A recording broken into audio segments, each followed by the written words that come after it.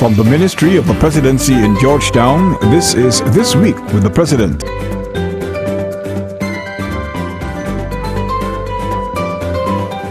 Welcome to another edition of This Week with the President, a weekly news magazine which provides you with an in-depth look at the policies, programs and work of the President of Guyana in his quest to realize the good life for all Guyanese. I'm your host, Jasmine Payne. In the highlights this week, President commends young entrepreneurs who benefited from SLED initiative. President welcomes passage of Wildlife Conservation and Management Bill 2016. Those stories and more on This Week with the President. Stay with us. For a small country like Guyana, the possibilities for accelerated national development can be endless if the youth demographic is provided with proper guidance and financial support to achieve their full potential. This is fundamentally what the Sustainable Livelihood and Entrepreneurship Development Initiative is premised on. SLED, which is being implemented through the Ministry of Communities, is designed to provide support for the expansion of the local economy in communities across Guyana and assist micro, small and medium-scale enterprises. It forms part of President David Granger's two-pronged approach to stimulating youth employment, which includes education and entrepreneurship. Recently, approximately 160 Guyanese youth graduated from the program, 99 of whom are now budding entrepreneurs. This initiative, the Sustainable Livelihoods and Entrepreneurial Development Initiative, simply reinforces the fact that if given the opportunity, Guyanese, no matter what background, creed, social status, age or gender, if given the right tools, can do amazing things. So to all my youth here, especially social media savvy ones, hashtag be your own boss. To date, approximately $96 million has been directly invested into building capacity, training, MSME support, and at the community level in areas such as agriculture, including livestock and apiculture, value-added products, ICT, and tourism. Roughly $20 to $22 million was invested in youth entrepreneurial development. Hashtag again, be your own boss. More specifically, the SLED in collaboration with the Skills and Knowledge for Youth in Employment. Just by, if you look at the slide here, we are also aware of, you can see the gender and age distribution, as well as funding received by type of business. The participants were drawn from the Essequibo Islands, West Demerara, Demerara Mahaica, Mahaica Berbice, East Berbice Quarantine, and the Upper Demerara Berbice regions, and were trained in information technology and entrepreneurial and life skills, after which they were counseled and guided by trained coaches to establish their own businesses, seek employment, or further their studies. The SLED initiative emphasizes this administration's employment policy by encouraging entrepreneurship, particularly for young people. It contradicts the criticisms that this administration has no plan for the unemployed and the underemployed. The SLED initiative is part of a program that reinforces the administration's efforts to stimulate economic development in communities, especially the grassroots level. It has provided training, mentorship, business development skills, and startup grants to individuals and groups. The head of state reminded that the unemployment rate in Guyana rose significantly in the year 2000, when the Guyana National Service was dissolved, and said that his government has embarked on a comprehensive strategy to prepare youth for the world of work. He explained that the solution to the problem must focus first on education and second, entrepreneurship. The government has begun to improve access to finance for business startups. It will continue to do this for small and medium enterprises, which account for half of all formal employment globally and which tend to enjoy higher levels of job growth when compared to large enterprises. Fewer than 1/3 of our students at the level of CSEC in secondary schools matriculate by passing maths and English in addition to other subjects. Retraining, therefore, is necessary if we are to improve the marketability of school leavers who do not earn satisfactory qualifications while they're in the school. Young people must be equipped with knowledge of information technology in order to work in an increasingly knowledge-intensive job market. Information technology is a driver of economic growth, particularly for the services sector. The liberalization of telecommunications will encourage increased investment and employment. We will continue to encourage the growth of the information communication technology sector because of its potential for employment.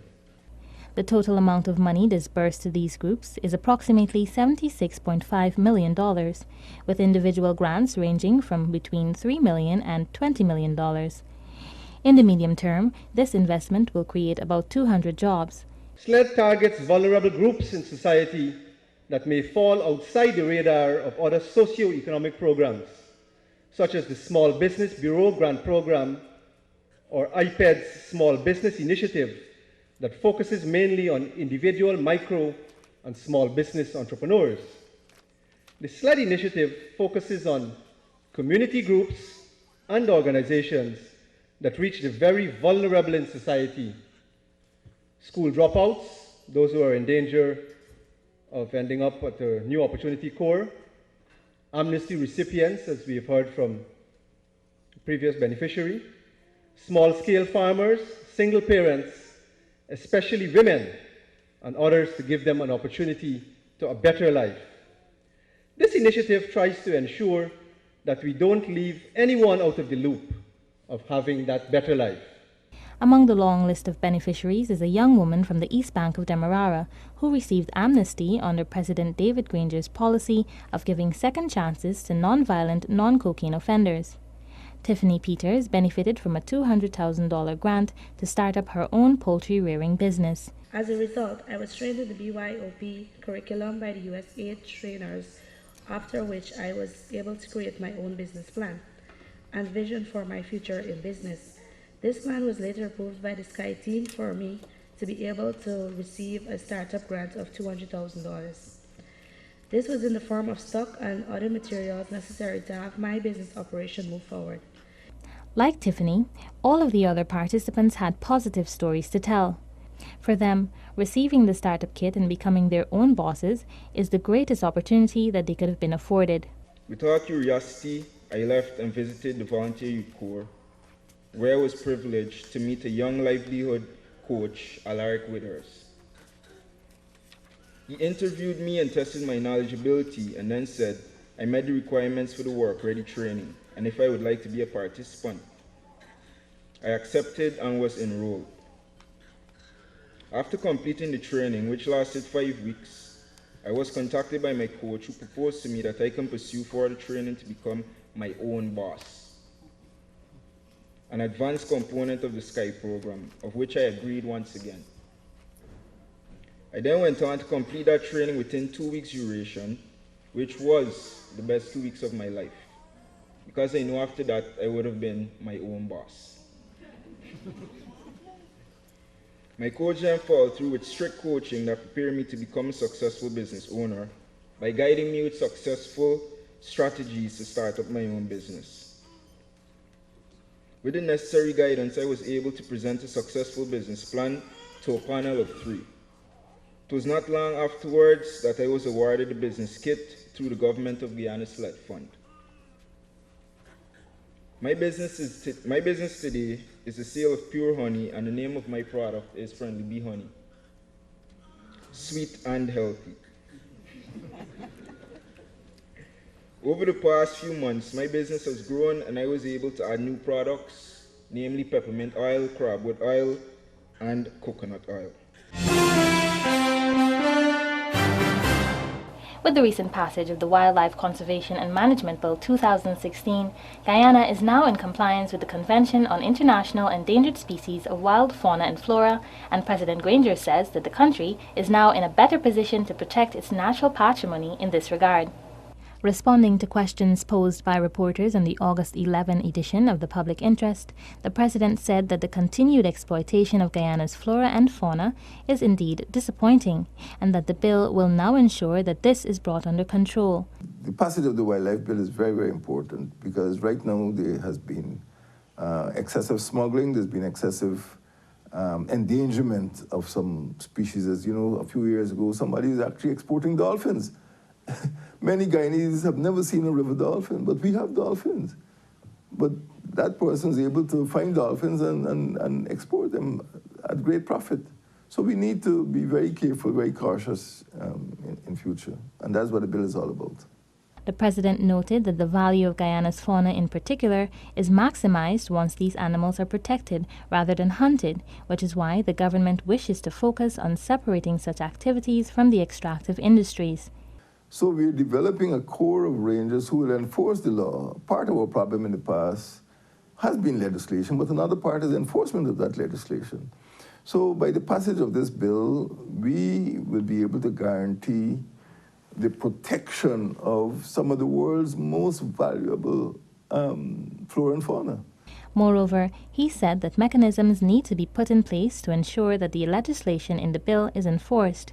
In this regard, a corps of wardens will be set up in the various areas in the hinterland so as to protect the mining and forestry areas, as well as the country's wildlife and other tourism-based resources. Previously, Guyana relied on legislation from the Environmental Protection Agency to address wildlife issues. The key objectives of the Wildlife Bill include the creation of a supportive mechanism that is in keeping with the national goals of wildlife protection, the conservation management and sustainable use, the creation of a national framework and mechanisms governing the local and international trade in all species of Guyana's wildlife, among other protections. The bill now brings Guyana up to par with international standards and best practices in the area of wildlife conservation and related matters, and will seek to ensure that Guyana preserves its natural resources. Now let's take a look inside this short segment of the President's Diary. During the week, President Granger met with members of the Indian Action Committee. He was also paid a courtesy call by advisor in the National Council of Ministers of Suriname, Ambassador Harvey Narendorf, at the Ministry of the Presidency. This week, we shift focus to include the work of the First Lady, Mrs. Sandra Granger, and her work being conducted in the area of women empowerment through her self-reliance and success in business workshops. Entrepreneurship development, particularly for women from rural communities, has the potential to make lasting positive impacts on society as a whole. It gives ordinary women an opportunity to improve their standard of living, provide for their children, and even create employment.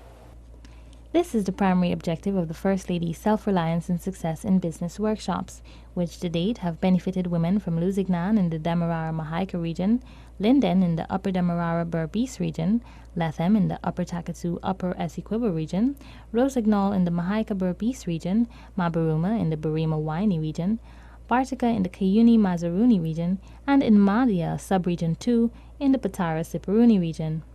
The most recent beneficiaries are a group of women from Port Kaituma, making it the second workshop of its kind to be held in Region 1. The aim is to empower you as women, as I have said time and time again. When women are empowered, they take their families with them. Their economic situation will improve.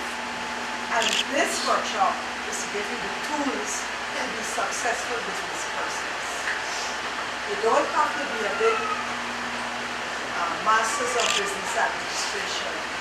As Interview likes to say, they give you masters in business on the streets, so you know what is going on, and it helps you to plan and produce and promote your business so that you can be successful. Participants across the regions have welcomed this program. Many have started up their own businesses, while those who were already owners have moved into the direction of expanding.